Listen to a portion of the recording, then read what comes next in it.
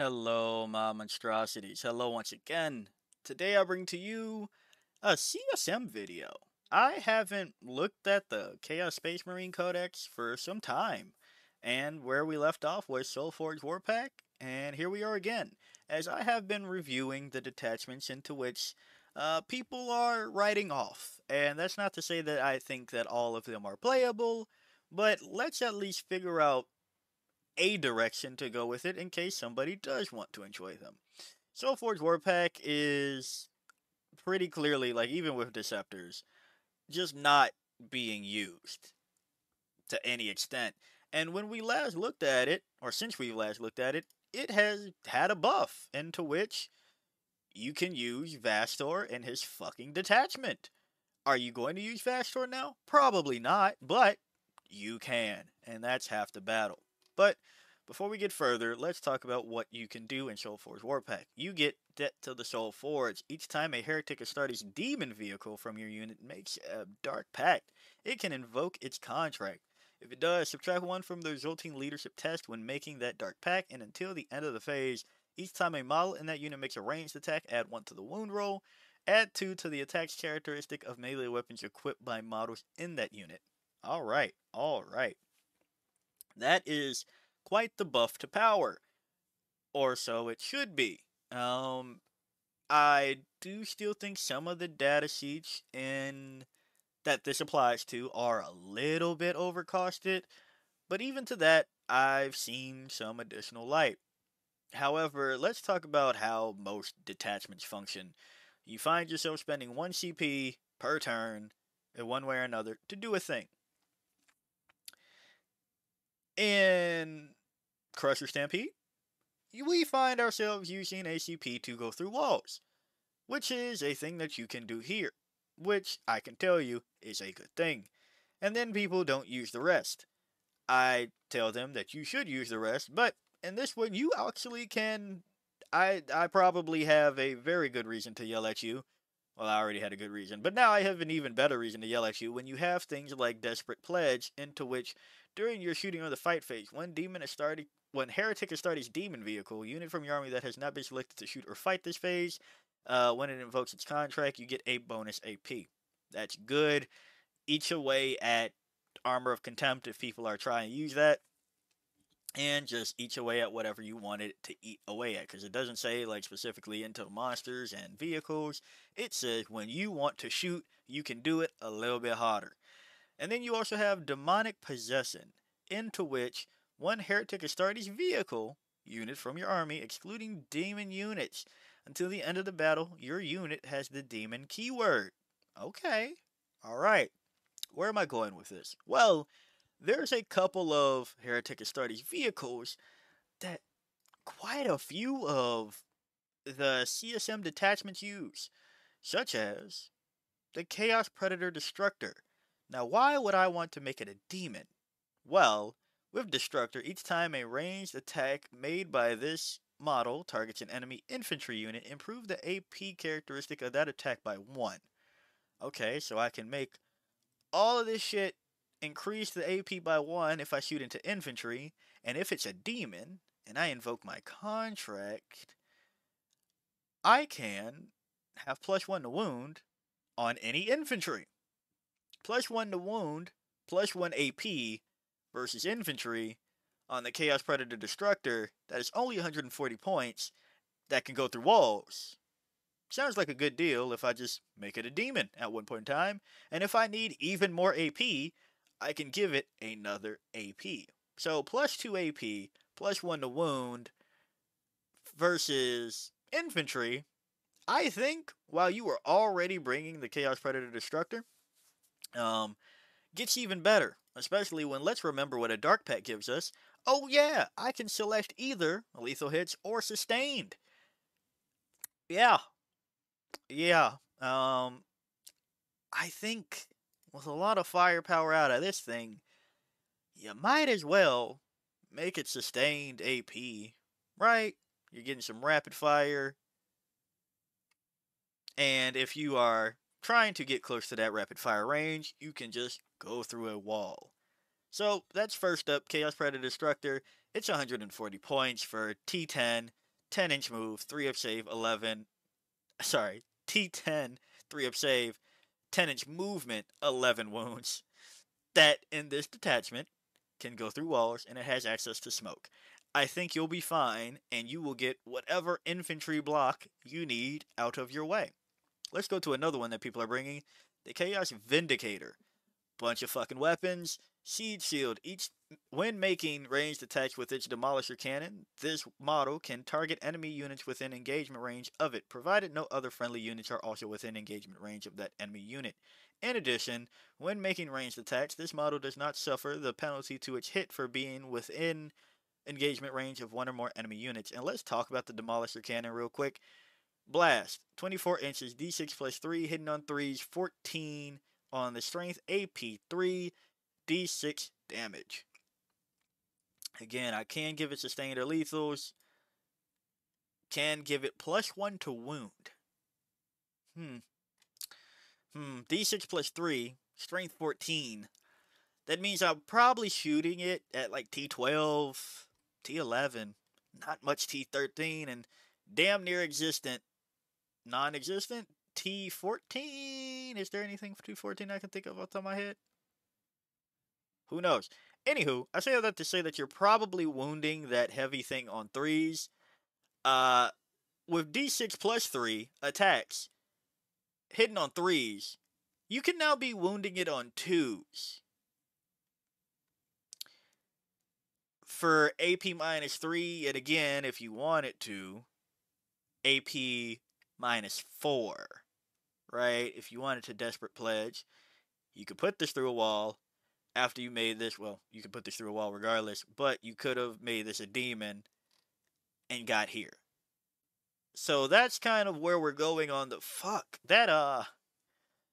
This might be a lot. Like, we already know why people bring Chaos Vindicators, and outside of this detachment, they seem to move around just fucking fine. Where people in CSM are bringing 2 of these things, the Chaos Predator Destructors, and 2 Vindicators. And with that, you have pretty much everything you need covered. So, I think a lot of us, when we first looked at Soulforged Warpack, of course, we did the demon vehicles only. And we went, shit, I really like the fucking Forge Fiend. I'm not going to tell you that you need to stop bringing the Forge Fiend, but this thing is 5 points cheaper than a Forge Fiend, and has quite the array of weapons. Then we go over to a Chaos Land Raider. This is a transport that can do a funny thing here. It is T12, 2 up save, 16 wounds. The range profile is okay, but with Assault Ramp, each time a unit disembarks from this model after it has made a normal move, that unit is still eligible to declare a charge. This is honestly just because it's funny. It is 240 points. Decent, gun kit out here. Like, it's not to say that Land Raider is the worst thing ever, but I did want to talk about how it has Assault Ramp, and you can go through walls with a Land Raider. And then let them charge from there? Now, 9 times out of 10, it's not like you needed to go through a wall because they were infantry, so it's not like that was stopping you. But I just think that this is really fucking funny that you could get the movement of 10 inches with the Land Raider, disembark, and then charge through walls. Like, nothing's safe. Like, whatever infantry that you wanted to put in this bad boy, it can get to its target now.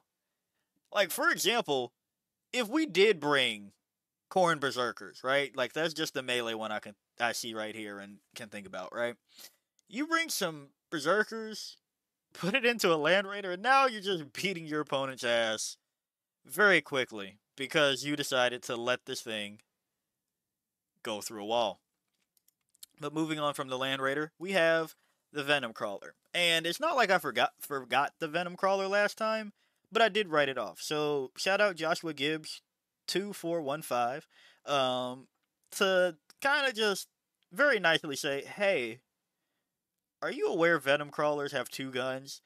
To which, again, I know, but they made the good point in the comments that I don't know, man. They just pick up their points worth of what they need to do. So while I was very down on them for being 120 points and having this weird melee situation where it's 6 attacks hitting on 3s, strength 6, AP 1, damage 2, but Soul Eater makes it so that at the end of the fight phase, if one or more attacks made by this model this phase destroyed one or more enemy units until the end of the battle, add 1 to the attacks characteristic of this model's weapons.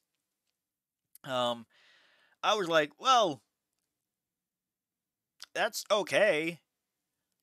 But then it was like, hey, it's 120 points, and it has 2 guns that are 36 inches, start at 6 attacks, hitting on 3s, strength 6, AP 1, damage 2.